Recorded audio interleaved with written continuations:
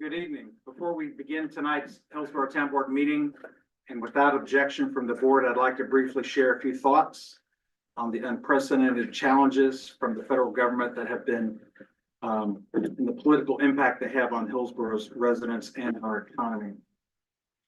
Over the past few weeks, we've seen dramatic challenges by our own president to immigration, minorities, the disabled, access to healthcare, government agencies, disaster relief, and the judiciary, military, and our closest international allies and trading partners. As the mayor of Hillsborough, I'd like to reassure you that a lot of what impacts daily life happens at the local level, and that we are here to serve you with fidelity to the constitutions of the United States and North Carolina. The town board, town staff, appointed boards, businesses, community organizations, volunteers, and residents of Hillsborough all work to build and sustain our community. And that's exactly what we, your elected officials, will continue to do despite any distractions that may come our way. And now I'll call this meeting to order. I won't read the public charge. It is in the printed agenda for your information about decorum and respect in Hillsborough Town Board meetings. I invite you to read that. And Sarah, has anyone signed up to speak on the? Yes. Not on the agenda. Okay, thank you. Okay, on to number 3, agenda changes and approval. We have a revised information in our packet. Would anybody like to make a motion referencing that revised? I think that when we get to the consent agenda is where we make note of the substitute item. Okay. So I would move adoption of the agenda as presented. Thank you, Matt. Thank you, Evelyn. All in favor? Aye. Any opposed? Okay, appointments. We have 3 appointments to consider this evening. I'll mention them and then invite a motion maybe to do all 3. Tourism Board reappointment of Eric Pruitt for a term expiring February 10th, 2027. To the Tourism Development Authority, reappointment of Danny Black, Victoria Pace, and Megan Darrett for terms expiring January 31st, 2026. And Tree Board, reappointment of Nixon Nelson for a 2nd term expiring March 1st, 2028. We have a motion. I'll move to approve these appointments. Okay. Thank you, Megan. Thank you, Evelyn. All in favor? And Any opposed? Okay. And now on to the consent agenda. Is there a motion to amend? Or do you want to remove? Presentation. Did I skip it? Item 4A. Yes. It is missing from my list. I apologize.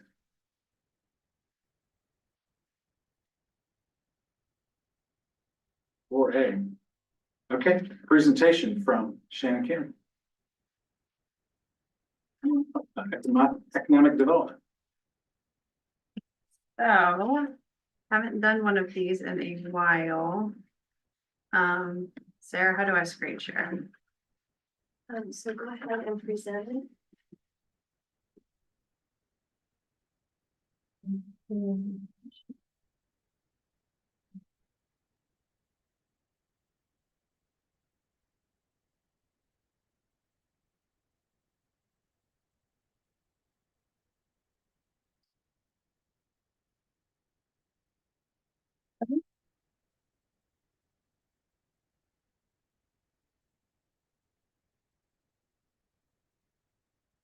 All right, good evening.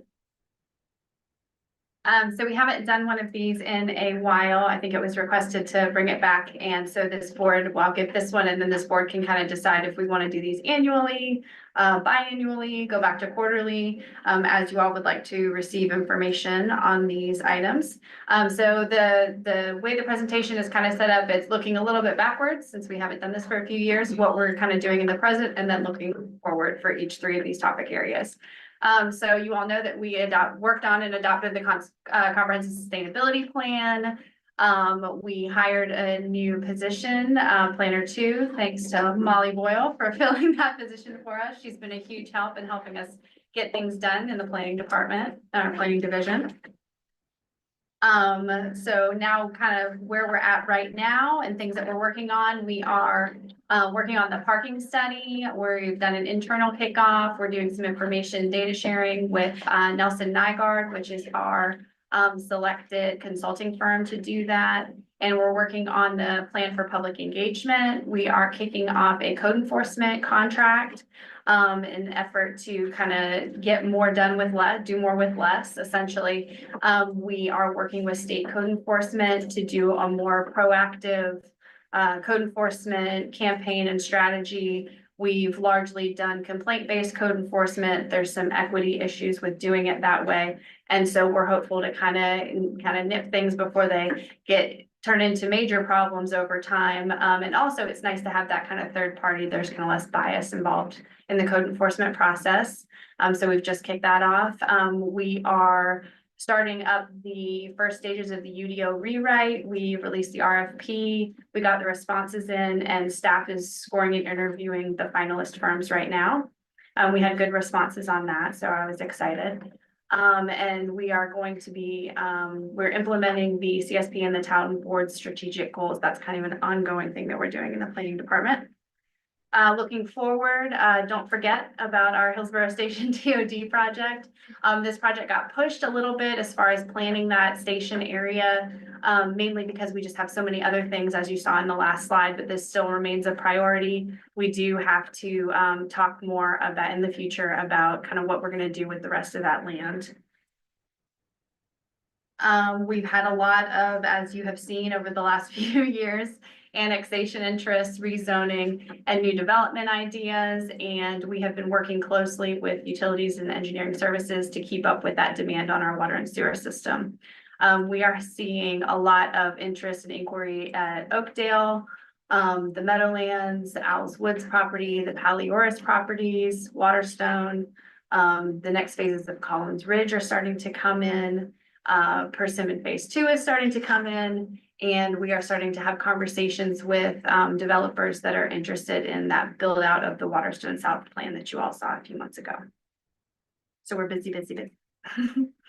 On the tourism front, the food and beverage tax continues to grow, as does the support for our contract partners. And we've been able to grow a lot of programming and events over the last few years.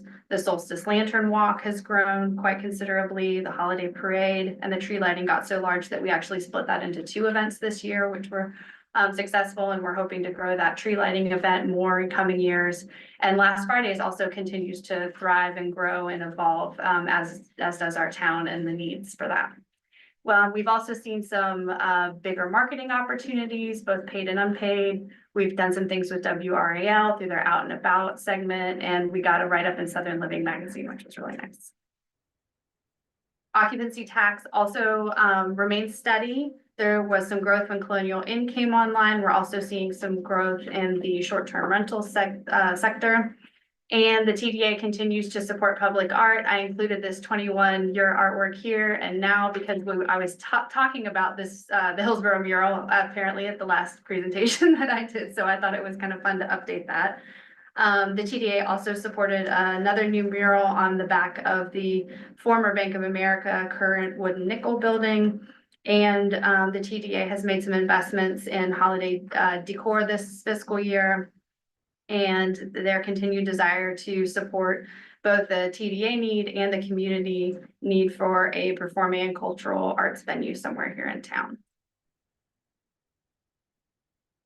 I thought this was funny to include because last time I gave one of these in 2021, we were also talking about some of these properties which have since developed. So there was a lot of interest in that vacant parcel that's highlighted in red in the middle, which now I knew at the time was probably going to be Aldi, but now we know it is because it's open. There's a new taqueria up on 70 that has opened in that space on Can you tell me where that, I think please where that. next to Sheets. On the Palioris tract. No, the third one, the Cornelius Street, the Highway 70. Oh, yeah, it's up on 70. It was the former funeral home, Chavis Parker. Chavis. It was what? Chavis Parker Funeral Home. Oh, I haven't been back. Yeah, it looks a lot different now than it did back then. So we've had a lot of moving and shaking in our businesses. This is not an exhaustive list, just an example of some new businesses that have opened. I've featured this picture of, Aaron Campbell, who opened an art supply store, which I thought was interesting because we have always been known as an arts community, but we didn't have an art supply store until recently. We've got, brewing and just a lot of great businesses, that have come in, and we've cycled in and seen some leave as well. That's just kind of the life cycle of economic development, but I've been really pleased over the last several years at how, well we've done kind of retaining businesses. We've had some businesses move into larger spaces, so that's all been going really well. And then looking towards the future, Durham Tech is potentially looking at it expanding, which we, have always valued our partnership with them. Working with them on workforce issues, and they have a small business center in Durham Tech, so that's really helpful to our economic development. Orange County is looking at a crisis diversion facility, and there's also additional medical and office development coming through as part of the Waterstone South development. And then we've been working with the chamber and Mayor Bell on small and large business initiatives, starting up the Hillsborough Merchants Association again, and then identifying our BIPOC and women-owned enterprises and learning kind of what their needs are and how we can better serve and help them. That's all I had. Did anyone have any questions? I have a general question about the types of businesses that are seeking space. I know that you field many requests, per week, maybe per day, people looking for properties or existing buildings that meet certain needs, but are you seeing any difference in the kinds of business ideas that are being brought to Hillsborough, or are they pretty much the same as usual? It's the same as usual, seeing less big retail. I think retail is a big question mark right now. I think just in general for a lot of places, kind of figuring out what the future of retail looks like with e-commerce. There was a lot of exploration of retailtainment, which is basically like you have retail, but also some kind of entertainment. So it would essentially be like Volume is a good example of that. Like it's a record store, but it's also a bar, like trying to pair the retail with something else to make it different than it would be if you were just to get on Amazon and order that record. It's a different experience. So that's been a different shift.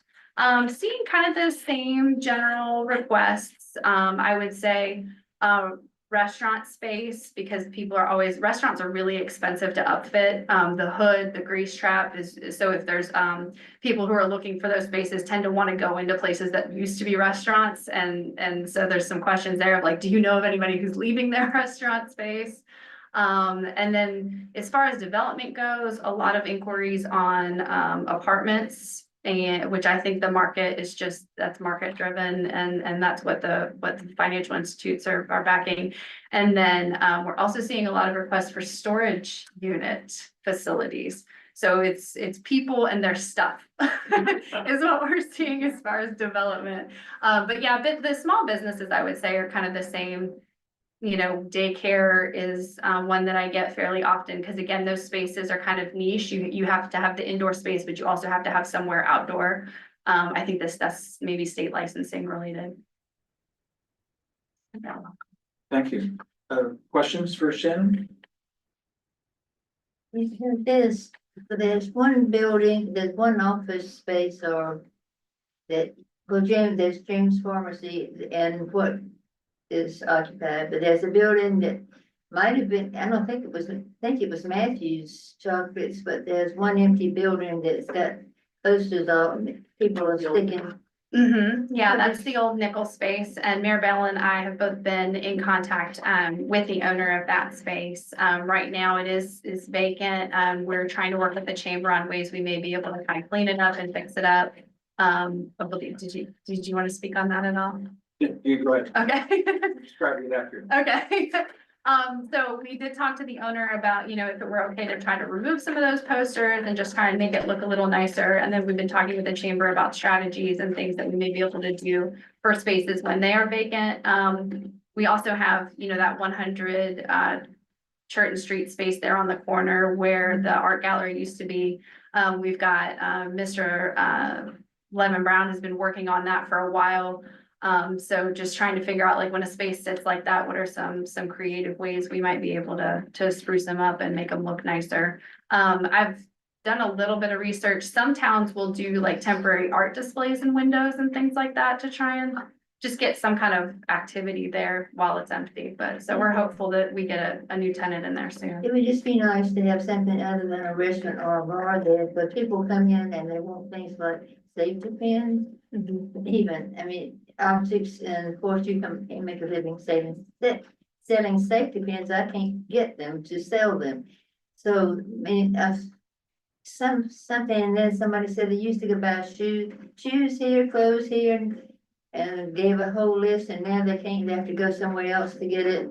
Or go out of town, they would like to walk to get it. And I got a good 30 minutes back to this morning, but, I said the only thing that I could think of that was vacant was that building that had the posters. Yeah, and that space isn't up fit for a restaurant anymore, because it used to be the old wooden nickel space. It's been cleared out, and then the floor was replaced at one point. So right now it's an empty box. It could be. And they got a bus with, but the nickel being on that side of James Pharmacy, since James Pharmacy for so long. Thank you. Thank you, Shannon. And I might, is Stephanie here? I can ask, is Stephanie going to speak? I have a. She can, you're the boss. If I could just comment on something somebody complained about. At Jewel Supply, there's only so much space that the guy can get in to pick up the recycling, and somebody put a blue can there.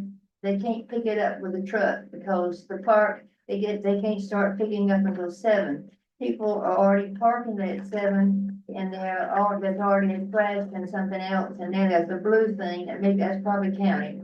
But he said he cannot pick it up with his truck. I'll go by and talk to them and see And well, if I can help them out. somebody put the new can out, and I think it must belong to the ice cream guy maybe, Possibly. but it doesn't belong to the record guy like this man's insisted. Well, I will make a That note of record, it and check up on it. the radio man, it's not his, I'm pretty sure. Thank you. I didn't want to forget it. I'm sorry to interrupt. Yeah, that's okay. Thank you for bringing that up. Thank you. And going back to the agenda, we have already covered number 5 appointments, and we are on to number 6 now. For number 6, I would move adoption of the consent agenda with the substitute item 6D that's at everyone's desk. Thank you, Matt. Do we have a second? Second. Thank you, Megan. All in favor? All right. Any opposed? Okay, now we're on to number 7. Annexation interest letter for 224 Oakdale Drive. Molly, welcome. Good evening, everybody. Good to see you. So tonight we have an annexation interest letter for 224 Oakdale Drive, and it's from Nasser Mastery with Starlight Construction. He's here with us this evening. The property is about 4.62 acres in size, and it's currently zoned R1 in Orange County. And Mr. Mastery would be looking to annex it and rezone it to R10, so a residential zoning district with a 10,000 square foot minimum lot size in the town of Hillsborough for the purposes of creating a residential subdivision with a maximum of 19 lots. This would be consistent with the Unified Development Ordinance and the future land use map. And so tonight, the goal for you is to just discuss and decide if you want to give him, the go ahead to move forward with formal annexation and rezoning applications. And again, Mr. Mastery is here, and also Bryant Green with Engineering Services if you have questions about water and sewer service. Yeah, thank you. Mr. Nestor, would you like to come speak to this? Would you like staff to handle that, or for us to just said it all. Okay. start asking questions? Yeah, I'll be glad to answer any question. Yeah, just ask away. And Bryant's here too. Okay, how about we go around the table with any general questions for staff? Matt, do you want to go or start over there? Come back to me. Okay. Evelyn, do you have any questions about the information in the packet? No, I thought that you ought to, I'm taking it as we go. You want questions about the annexation? Yeah, do you have any questions? And do you think that, would you like to see this application move forward and Oh, go? I thought you meant on the general. I'd like to know the status of the house, some information about what type house it is. Yeah, I know it said single family, but. You know, how much they would be, do you have any idea of who are they aiming for? Sure. About the we'll have houses. The applicant To talk to you whom, about to that. whom are they? Yeah, we are looking at about 1,300 square feet. The microphone is gonna make all of us, hear better. Thank you. Yeah, it's, we are looking at the small houses, 1,300 to 1,500 square feet. And that's how many rooms was it?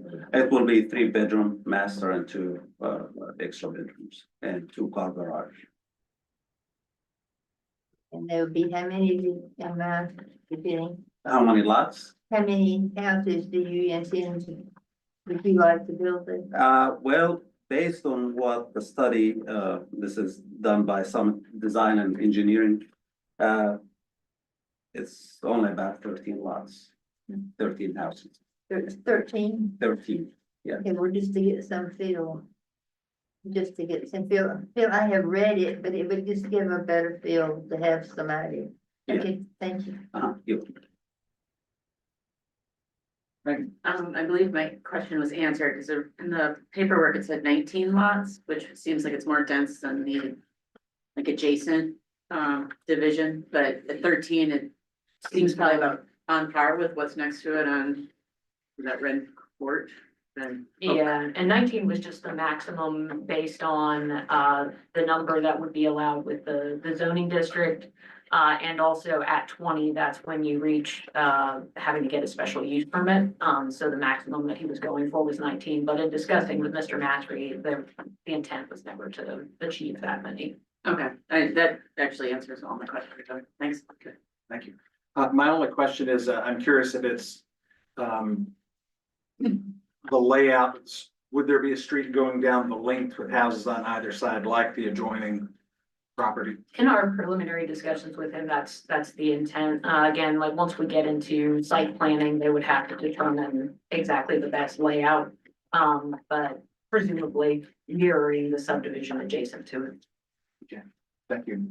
Based on what I've read and what I've heard so far, it would be, not that I get to vote on this list to break a tie, but I think it's in keeping with what our goals are for the land and zoning. So I would like to see it start forward.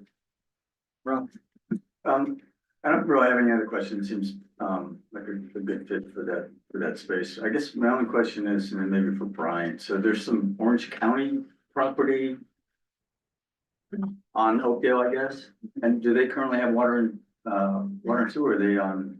It's- Which, I'm trying to think which property. So. I think Two subs to the west. Red Bird, Morgan. Yeah. No, not Redbud, the one next to it. So this one right here is Is the property? applicant property, yeah, and so this one is town. Yeah. But then these look like. Oh, you mean it's out of town limits, it's not owned by the county, yeah. They have, town water, but I don't believe they have town sewer yet. So this property would have to do an extension likely to the east. Okay. I'll need to get back on, I need to look at, Redbird and Morgan just to confirm it. I don't have my infrastructure map in front of me. But, the two proposals that, the applicant provided in the report, we've received that today, was an outfall extension to the west. That's gonna be too shallow, certainly too shallow to provide any other service other than to this lot, but also wouldn't really meet the town standards for extension. The extension would likely have to happen to the east.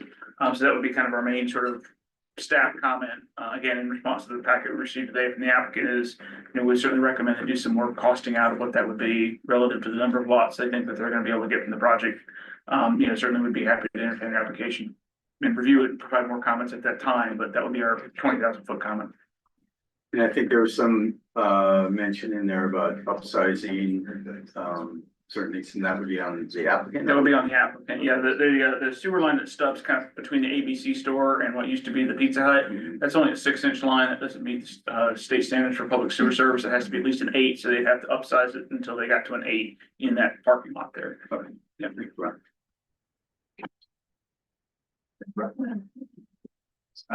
All the questions I had were answered, so thank you all for entertaining me while I got Oh, my there's bearings. one more question, just for my clarification. When you were to add, when you get to add the water and sewer, whatever you have to, would that be at the expense of the developer? Yeah, there would be no town participation in the cost of any extension of the That's what I utilities to the thought, site. but There I is a wasn't- water line in Oakdale already, so that would not, he would just have to extend it obviously up the road that he builds to serve his lots, but that would be all that he would have to do there. The sewer, he'd have to do an off-site extension to get service to the property and then extend it up the road that he builds to serve the And, but individual he lots. would pay, He would either, yeah, he would have to pay, he would have to do all of that. It would not even be a case of him paying the town to do it. He would have to Oh, construct I mean, it that's with a what, that's contract what that I hires. meant. The town wouldn't, because we gotta work, the town has, utilities already has a lot to do, so I Yes. just wanna make sure. Yeah, no, there would be no commitment by the town staff here to do these projects on behalf of the developer. And in fact, I'm about time in here, but under Apex versus Ruben, you cannot do that anymore anyway. So, the developer would have to build and donate all of it. Thank you. Thank you, everyone. So is there a consensus from the board about, is this in keeping with what our goals are to want to see it move to the next phase? From public hearing? See nodding of heads.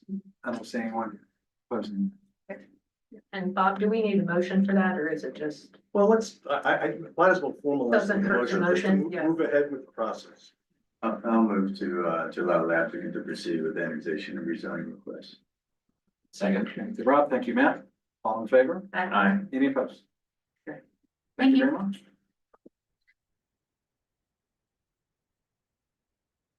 Okay, hot topics for the work sessions. So we. To collapsing on me.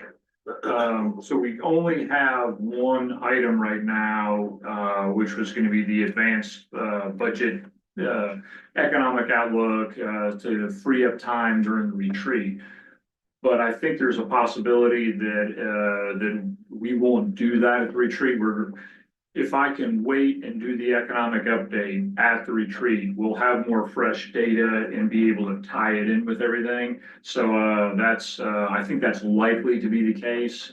So we're having a finance and budget team meeting on Friday, so we'll probably be able to confirm that by that point. So it's possible that item might go away.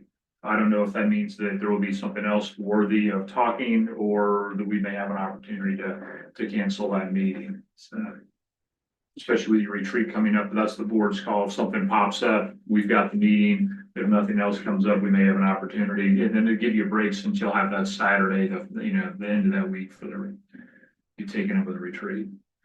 I'll throw out a topic that is potentially worthy of a public conversation. And Shannon and I have not talked about this, so Shannon, I'm gonna lob something out there that could impact you. And that is, there is a lot of planning activity going on for the 250th celebration of July 4th, 1776, referred to as American 250 in Seed, North Carolina.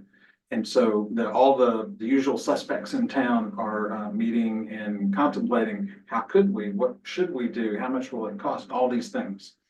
So that might be a topic worthy of the board to weigh in on, because in addition to what the tourism board does and the TDA does, and, all of the organizations that, most of which, receive some type of public funding through a tourism board TDA. I think the town has skin in the game ourselves, as representatives of the town. So anyway, potential topic. Would like to hear your thoughts. I've had multiple conversations with people. But I think it would be great for the board to discuss it and weigh in and what you'd like to see. My favorite suggestions thus far are a picnic and fireworks.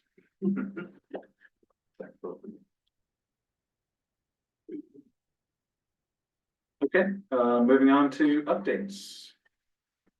Matt.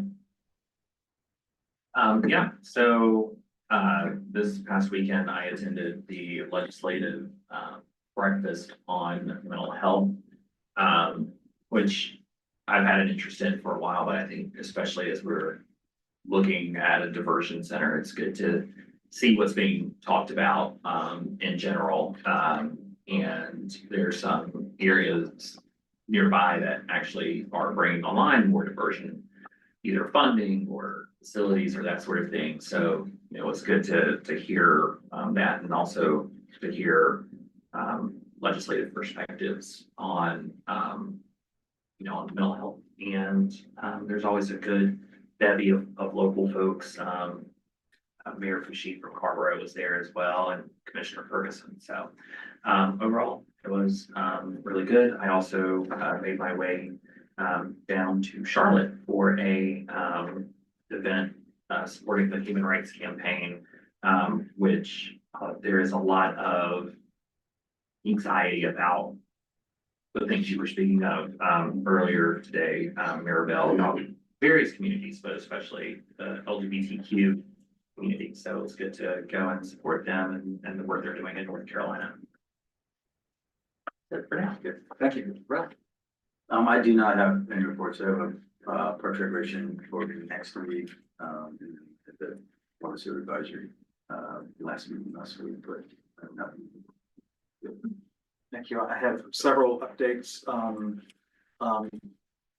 Had a meeting of what used to be the Durham Chapel Carborough Metropolitan Planning Organization, DCHCPO, now called Triangle West Transportation Planning Organization. So it's going to take a lot of effort for Matt and I to get those acronyms straight consistently. And then the very next day, we had the joint Triangle West TPO and the capital area MPO, CAMPO, joint meeting, again at Central Pines facility.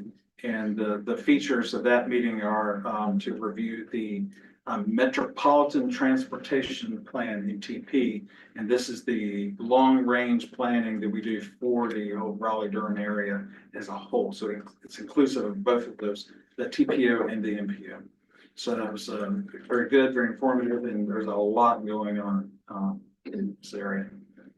Of course, along with you, we attended the final Water Sewer Advisory Committee last week, which was great. It was a very nice send-off that we were able to give to them. Thank you, Marie and staff for organizing that. SWAG has not met in a while, but we got an email today that March 20th is our next SWAG meeting. So I want to highlight something right quick that you may or may not know about, but there is going to be an unveiling of a plaque in Hillsborough on Saturday, marking the commemorating the deaths of the Morrow brothers, Morrow. Washington Morrow, Thomas Jefferson Morrow, and Daniel Morrow. And it's going to be Saturday, this coming Saturday, 1 o'clock at the old courthouse. It's probably going to rain, in which case we'll move it inside. But several groups in town and also with Representative Price have been working on the language and trying to contact family members and organizing a dedication of this plaque. So I will be there and I'll say bring greetings from the town of Hillsborough, and I hope that you can make it to that. In addition, I won't go into details, but I attended the Fairview NAACP an America 250NC meeting, works meetings, did a ribbon cutting. It's very nice last week for Kelly McBroom, Joyful Journey Counseling and Consulting, Corporate Drive in Meadowlands, and met with a couple developers about prospective projects. So a lot going on. Thank you. I would like to start by thank you for the words that you had at the top of our meeting, and just to let our constituents know that the Constitution comes first in our jobs. So thank you for sharing that with us. Since the last meeting, though, I have not had any committee meetings. As you mentioned, the SWAG has been pushed out a few times, so we haven't met there. But I also plan to attend the unveiling of the plaque this week already too. Thank you. All right. Can I say thank you? Yeah. Megan was recently appointed as the director of Forge Hillsborough. So taking over for Linda Lakin, who has been doing an outstanding job, and Lizzie Dicker before that. So we're glad. Some shoes to fill. Thank you. Evelyn. We have a meeting coming up, but what did you say was the 250th is not the town, is it the county? Of July 4th, 1776. Oh, okay, so I thought it couldn't be Hillsborough. It was not Hillsborough. But I just figured it. What's that, yeah. Hillsborough's over. No, I'll have something next. Great, thank you. Town manager, anything else to add? Two updates. First one, just Assistant Manager Eford reminded me that next Monday night we have our joint meeting with Orange County. So that's going on. And then the second one is even more important, and tomorrow, which is really only 4.5 hours, is Commissioner Lloyd's birthday. So most of the people in the room signed a card for you. And we have happy birthday cupcakes, and if they look like they're Valentine's Day cupcakes, they're actually happy birthday. I love you all for my 39th birthday. Happy birthday, there you go, enjoy. Oh, thank you so much. Happy birthday, everyone. Okay, staff reports are in the packet. Anything else for the order of minutes? I was just gonna say, I was looking forward to the chief's, report, in the packet and going through and looking at that data and whatnot. So I know it took you a tremendous amount of time, to pour through all the systems you have, but, what really struck me though was the amount of training that our officers go through.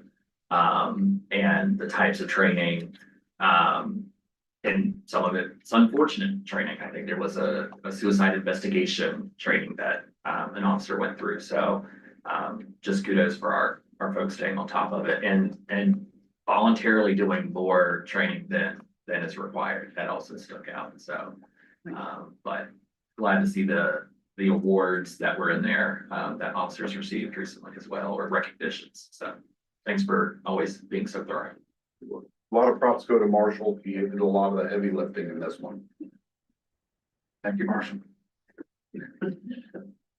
Okay, anything else for the good of the group? Is there a motion to adjourn? So moved. Thank you, Matt. Second. Thank you. Megan, all in favor? Aye. Have a good night.